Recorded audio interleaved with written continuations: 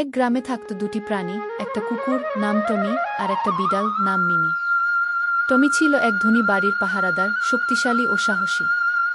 আর mini ছিল পাশের বাড়ির আদুরে বিড়াল, শান্ত ও চুপচাপ স্বভাবের। সাধারণত কুকুর আর বিড়ালের বন্ধুত্ব হয় না, কিন্তু এদের গল্প ছিল একটু আলাদা। শুরুটা হয়েছিল এক বর্ষার দিনে। চারপাশে তখন জল থই থই করছে, ঝড়ো হাওয়ায় গাছপালা লণ্ডভণ্ড। মিনি সেই সময় রাস্তায় আটকে পড়েছিল, ভিজে একেবারে কাঁপছিল।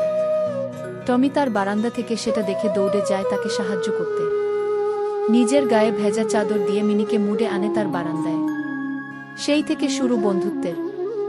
ধীরে ধীরে তারা একসাথে খেলা করত, খেত, এমনকি দুপুরে রোদে বসে একসাথে ঘুমাত। গ্রামের সবাই অবাক হয়ে দেখত এদের। কেউ কেউ মজা করে বলতো, এই দুজনকে বিয়ে দিলেই হয়। একদিন গ্রামের এক চোর মাঝরাতে ধনী বাড়িতে ঢোকার চেষ্টা করল। টমি তাকে দেখে ডেকে তুলল গোটা বাড়ি, কিন্তু চোরটা ছুরি বের করল।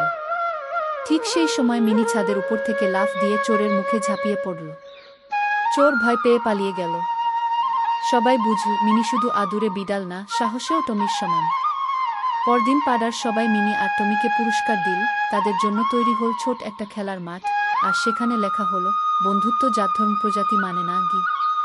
টমি আর মিনি সেই মাঠে এখনও খেলে, আর নতুন প্রজন্মের কুকুর আর বিড়ালদের শিখিয়ে যায়, ভালোবাসা আর বন্ধুত্বই সবচেয়ে বড় শক্তি।